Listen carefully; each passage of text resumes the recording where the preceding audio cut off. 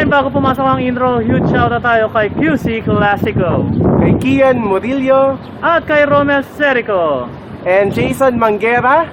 Shoutout nga pala sa asawa ko. Panoorin mo yung buong video. Don't skip that ads! So ito na ang comparison at katanungan ng karamihan para sa mga Double D users at sa mga nagpaplano pa lang na magkaroon ng Double D VA series.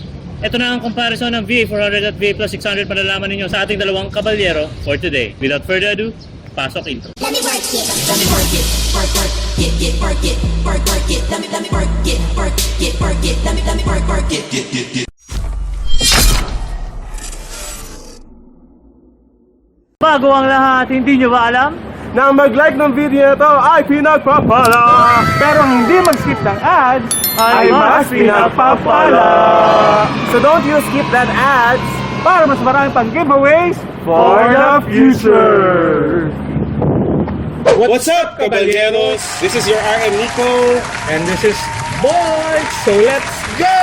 Wala pa.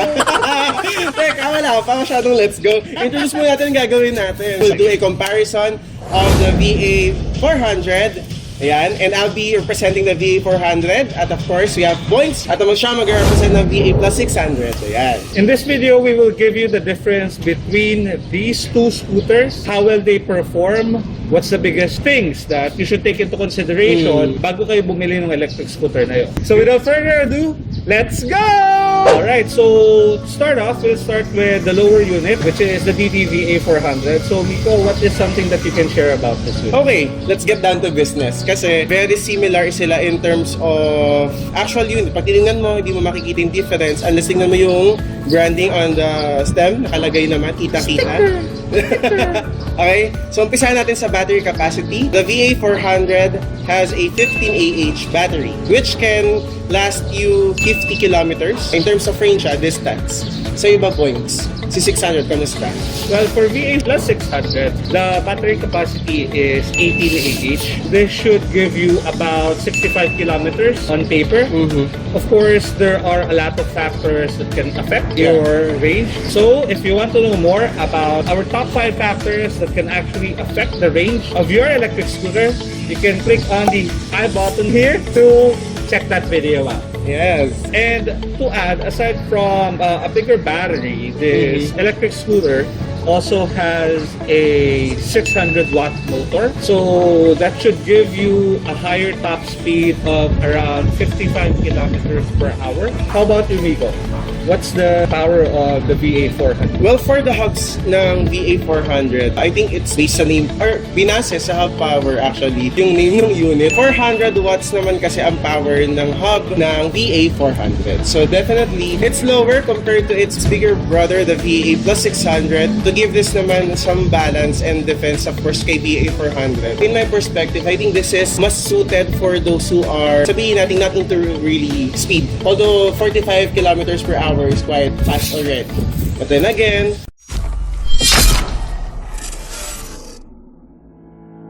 para malaman ninyo ang actual speed ng VA400, you can click the I button. Ayan, panoorin natin ang speed test ni Ate Chris. Yan, shoutout sa'yo, Ate Chris. Aside from the speed test of the VA400, the VA+600 also has its own speed test. Correct. You can also check the I button up there to watch our video. At sinong sumakay? At sino sumakay? Si Eric. So shoutout sa mag-asawang Gansenya. Ayan, shoutout din sa huling video ninyo na muntik na kayo mag-away. Click the I button sa kanilang testimony. Testimony video. So pretty much, the biggest difference between the two scooters is range, Yes. power. When it comes to looks and design, Yes. halos wala ka kasi talagang makikitang difference Yeah. aside sa Label. ching-ching stickers, but most of the differences are internal. So part of the internals is the voltage. So Nico, what's the voltage of the VA400? VA400 is 36 volts. And kay 600 naman ay 48 volts. so there's a very big difference. That's one step up doon sa voltage ng mga units. And that's also the reason why mas may power, mas may speed ang VA+600 versus 400. Aside from the differences on the internal, I think the biggest thing or factor that everyone is waiting for is the Right! So magkano? Ayan, naumpisan ko na. Magkano ba ang VA400? Well, according to their Facebook page, the VA400 costs 27,980 pesos. 20 pesos shy from 28,000. I like the marketing strategy. What's for VA+600? For the VA+600, it's 33,480 pesos. Another 20 pesos shy away from 33,500. Alright, so dumako naman tayo, of course, doon sa evolution ng mga units na meron tayo. So FYI, what we're reviewing right now is, of course, these are Gen 5 units. Of course, may improvements na nangyari. Napansin natin yan, kitang-kita naman natin yan. Which are, ano yung unang napansin? Well, the first thing na mapapansin nyo sa lahat would be the C-type suspension that has been added in the front from the previous version, which is spring-type, dual spring-type suspension. Another thing that they've added actually is Tubeless ready na yung mga rims ng mga units natin. As checked earlier by a tire expert, itago na lang natin siya sa pangalang Galilito Escalente. So shout out sa iyo, Sir Galilito. Sir Gali na lang for short. Ayaw niya ng Galilito. Napagalitan niya ako, charot. Hindi, sabi lang niya kasi kanina, ang baba naman ng Galilito. So si Sir Gali, tingnan lang niya kung anong klase, and as per his understanding, ito ay tubeless ready, yung mga rims.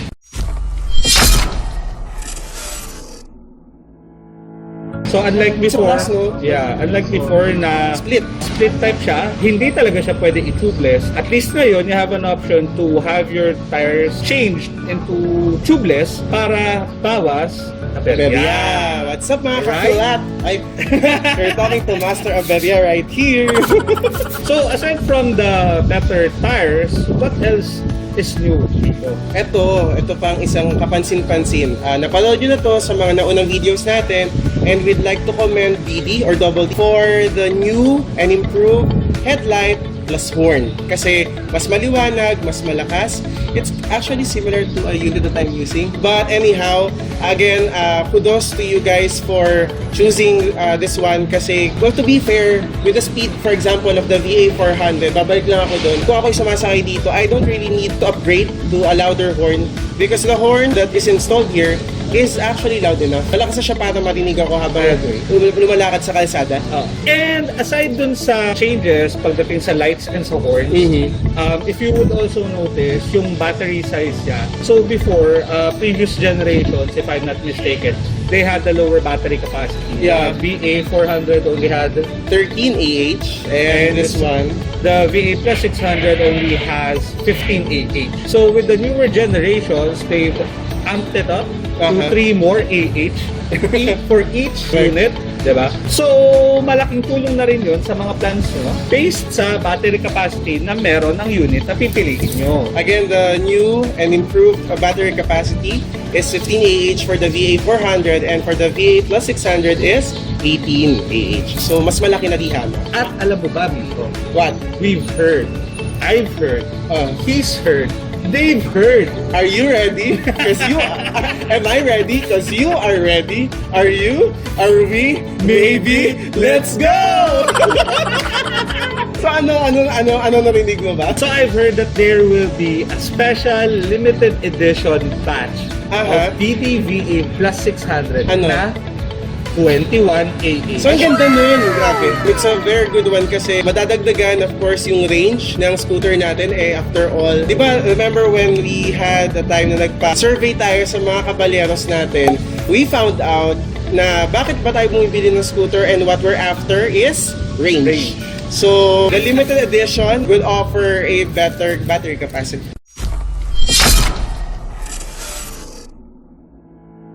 And before we continue, don't forget to click the subscribe button and hit the notification bell so you will be notified every time a new video comes up! So, of course, before we end today's video, syempre, baka isipin naman natin na banggaan lang all the way yung mga scooters natin dito. But no, we want to highlight each of the unit and basically to recommend kung para kanino siya talaga. Ano bang thoughts mo dito, Brother Points? Actually, kung iisipin natin, they're both entry-level units. Sa differences in the internals of the VA400 and 600 or VA+600, para sa akin, it really boils down to ano yung needs mo. For example, if you're a small person that just needs to go to point A to point B, then we can recommend the VA400 for you. But if you're somebody, bigger or maybe more adventurous, then we would strongly recommend the VA+600 for you, especially the limited edition one. Yeah. Ito pala, may nakalimutan ako sabihin. Mas magaan din syempre.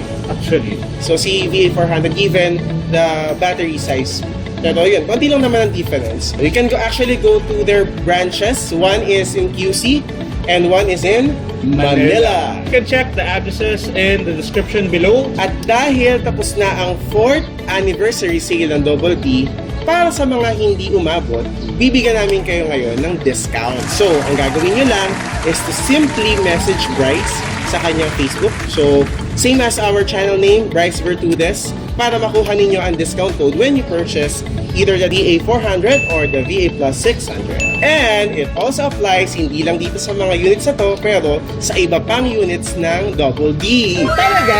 Yes, talagang-talaga. And for our question of the day, ano pa ang questions nyo about sa dalawang unit na ito? Right, write down in our comments below. We want to know.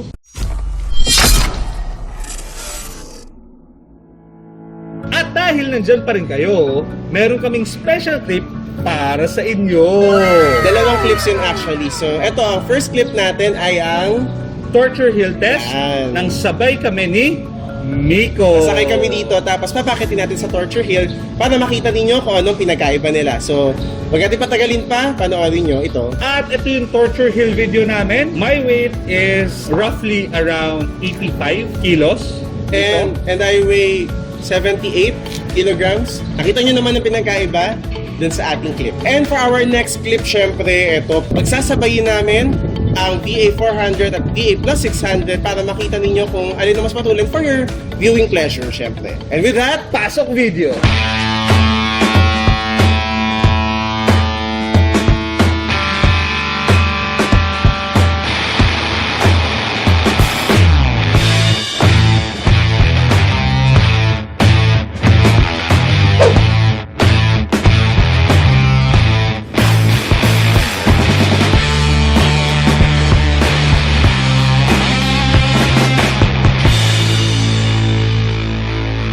At yun ang speed comparison clip namin para sa dalawang units na to. Nakita nyo naman na nauna ang VA+600 compared sa VA400 because of the difference pagdating sa voltage. This is 48 volts and this is 36 volts. correct. Plus, remember the hub power is 400 versus 600. So, malaking difference talaga yun. Again, it's for your viewing pleasure. Dahil comparison video ito. And that's it for today, mga kabalyeros! See you on the next one! Peace! Ako na. Comparison video na gano'n.